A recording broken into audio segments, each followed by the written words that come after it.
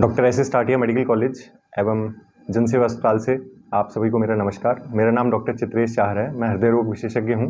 तो आज हम इस वीडियो में हृदय संबंधी बीमारियों के बारे में चर्चा करेंगे, जिसमें सबसे पहले आपको पता ही है, आप सब जागरूक हैं इस बारे में कि हार्ट अटैक, जो जिसको आम भाषा में दिल का दौरा पड़ना और हृदयघात भी कहा जाता है, ये आमतौर पर हृदय की नसों में 100% रुकावट बनने से उत्पन्न होती है स्थिति। और जनरली ये वहीं होता है जहाँ पे नस में कोलेस्ट्रॉल की जमावट पहले से चल रही हो।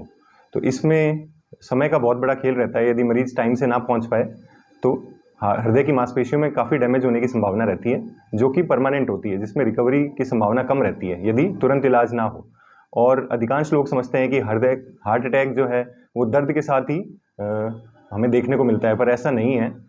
महिलाओं में एवं जो एडवांस्ड एज में जो प्रेजेंटेशन हार्ट अटैक का रहता है वो बिना दर्द के भी रह सकता है। आमतौर पे बहुत लोग उल्टी, बदहजमी होना, गैस की शिकायत रहना, सांस फूलना, इनके साथ प्रेजेंट कर सकते हैं। तो हार्ट अटैक के बारे में तो मैं इतना ही बोलना चाहूँगा। और कुछ बीमारियां हैं जिसमें भी छाती में दर्द की समस्या रह सकती है, जो हृदय से संबंधी होती हैं, जो अधिकांश लोग जो ओपीडी में मैं देखता हूँ वो इसके बारे में जागरूक नहीं रहते। इनमें से सबसे पहली बीमारी होती है पल्मोनरी एम्बोलिज्म की। इसमें क्या होता है कि जो फेफड़ों की नस है उसमें थक्का फंस जाता है। अब हृदय में तो हमने देखा कि भाई कोलेस्ट्रॉल की जमावट होती है और वहाँ पे थक्का बनता है, जो कि डैमेज करता है। पर फेफड़ों की नसों में क्या रहता है कि अधिकांश बार थक्का कहीं और बना होता है, आमतौर पे पैरों की नसों में, जो कि शिफ्ट होके फेफड़ों की नसों में फंस जाता है। फेफड़ों की नस एक फिल्टर का काम करती हैं, जो कि सारे थक्के छान लेती हैं और उनको दिमाग में और आगे शरीर में जाने से रोकती हैं। तो जनरली ये थक्का पैरों में बहुत बार कोई सिम्टम, कोई लक्षण नहीं पैदा कर रहा होता, ये वैसे ही पड़ा होता है। कुछ लोगों में, हाँ, ये मैं मानूंगा कि कुछ लोगों में सूजन वगैरह की समस्या आ सकती है। यदि किसी के एक पैर में सूजन है तो वो अपने आप को इस चीज के लिए चेक करवाए। तो वो थक्का शिफ्ट हो गया, जब फेफड़ों की नस में फंसता है तो वो अगर थक्का बड़ा हो तो जानलेवा भी साबित हो सकता है। और आमतौर पर ये जो लक्षण होते हैं इसके पल्मोनरी एम्बोलिज्म के, वो हृदयघात की तरह ही होते हैं। दर्द होना, छाती में दर्द होना, अचानक से सांस फूलना, चक्कर आके गिर जाना।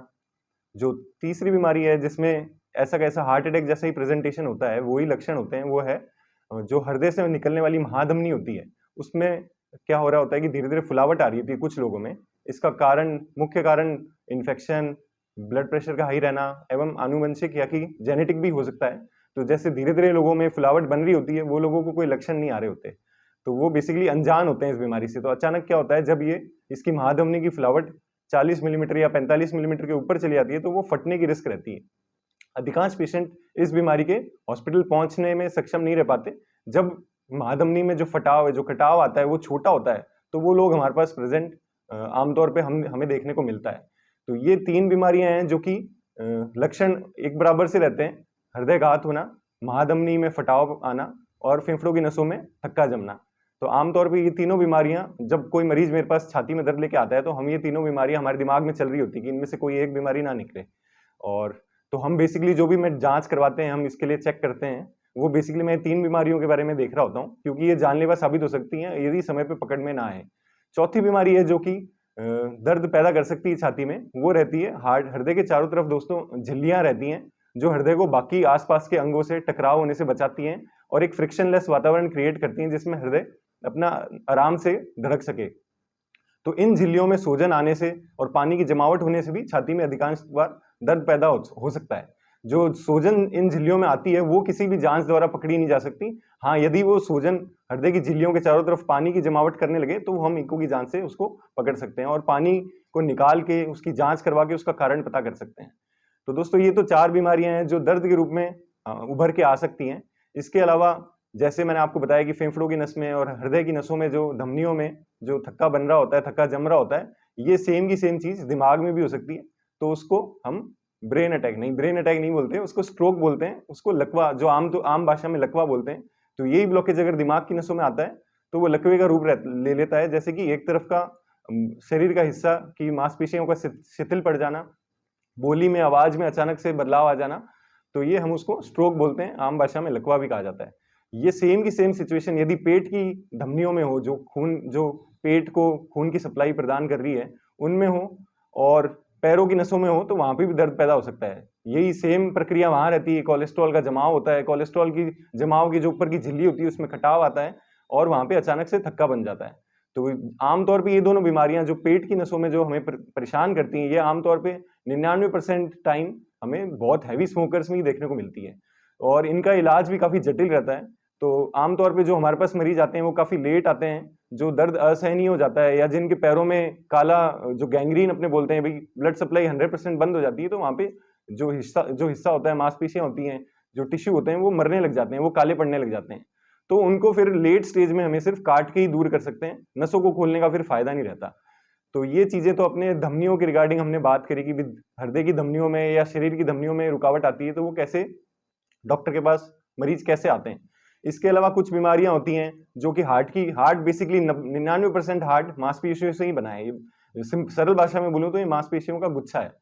तो मांसपेशियों में हृदय में कमजोरी आने की संभावना रहती है और जिसका कारण कई बार अधिकांश बार तो हार्ट अटैक रहता है, पुराना कोई हार्ट अटैक पड़ा हो जिससे हार्ट की पंपिंग डाउन हो रही हो। इसके अलावा और जो कारण रहते हैं वो है इन्फेक्शन, मायोकार्डाइटिस उसको बोलते हैं। इन्फेक्शन की वजह से अचानक से सांस फूलना, धड़कन तेज हो जाना, ये लक्षणों के साथ वो प्रेजेंट करता है हमारे पास।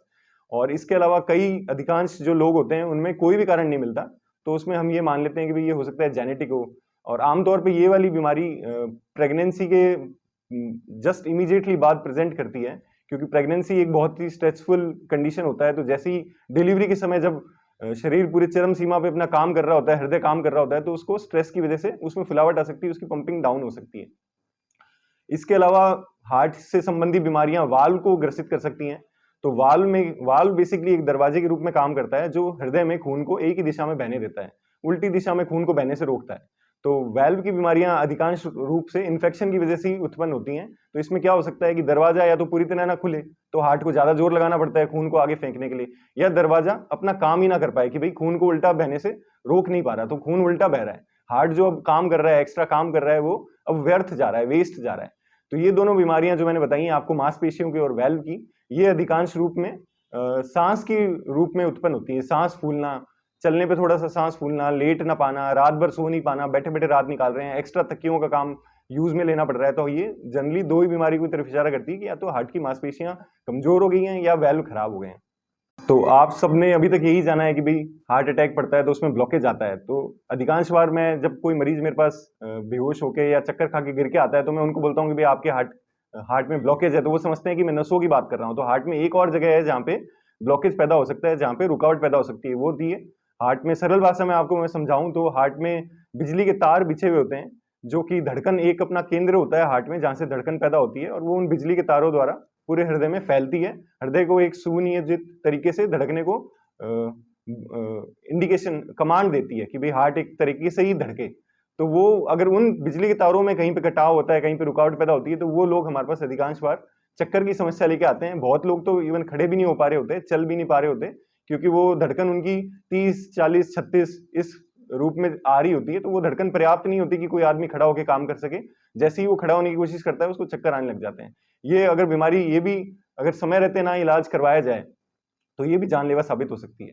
तो अभी तक हमने जाना कि भाई जो एडल्ट लोग हैं, जो लोग जवान लोग हैं, जो बूढ़े लोग हैं, उनमें हार्ट की क्या क्या बीमारियां रह सकती है। तो हार्ट की बीमारियां सिर्फ इन उम्र तक ही सीमित नहीं है। हार्ट की कुछ बीमारियां हैं जो कि बचपन में, जो कि जन्मजात होती हैं, बचपन ही में भी परेशान कर सकती हैं। तो मेन उसमें जो बीमारी रहती है वो रहती है छेद की। दिल में उत्पन्न हुआ, दिल में जो बनावट रही वो डिफेक्टिव हो गई, उसमें छेद रह गया।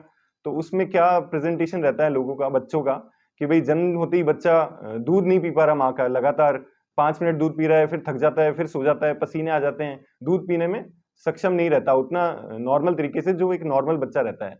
तो और इससे क्या होता है कि भाई बच्चे का वजन बढ़ना रुक जाता है। तो बच्चा यदि कमजोर है, वजन नहीं बढ़ रहा, दूध प्रॉपर मात्रा में पी नहीं पा रहा, तो उसको आप जरूर चेक करवाएं। तो इसमें अधिकांश रूप में हमें या तो बचपन में होने वाली वाल्व की बीमारियां, भाई वाल्व सिकुड़ा हुआ मिलता है, हृदय में 4 वाल्व होते हैं, तो बचपन में ये बीमारी जो मैं आपको बता रहा हूँ, 2 वाल्व की जो बीमारियां होती हैं वो ऐसी हमारे पास मरीज लेके आते हैं कि भाई ये बच्चा दूध नहीं पी पा रहा, इसकी ग्रोथ नहीं हो रही, कद नहीं बढ़ रहा, वजन नहीं बढ़ रहा, साथ में दोस्तों के खेल नहीं पा रहा, खेलती इसका धड़कन बढ़ जाती है, खेलती इसका सांस फूल जाता है। तो अधिकांश रूप में ये जन्मजात बीमारियां होती हैं। और दोस्तों ये सभी जो बीमारियां हैं जो मैंने आज आपसे डिस्कस करी हैं, ये समय रहते इलाज इनका करा जाए तो एकदम नॉर्मल जिंदगी रहती है और जीवनदायी भी साबित होती है। तो आपके निकटतम किसी भी व्यक्ति में अगर ऐसे कोई लक्षण है तो आप उसको तुरंत चेक करवाने के लिए प्रेरित करें।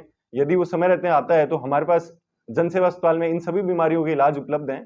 और जन सेवा अस्पताल का हमेशा शुरू से लक्ष्य रहा है कि भाई हम न्यूनतम दरों पर मार्केट से कंपैरिजन में एकदम न्यूनतम दरों पे हम इसका इलाज करें। और इसके अलावा हम सभी सरकारी योजनाएं एवं प्राइवेट इंश्योरेंस कंपनी से भी हमारा जुड़ाव है। तो आप सभी को मेरा धन्यवाद। मैं डॉक्टर चित्रेश चाहर, जन सेवा अस्पताल से हृदय रोग विशेषज्ञ।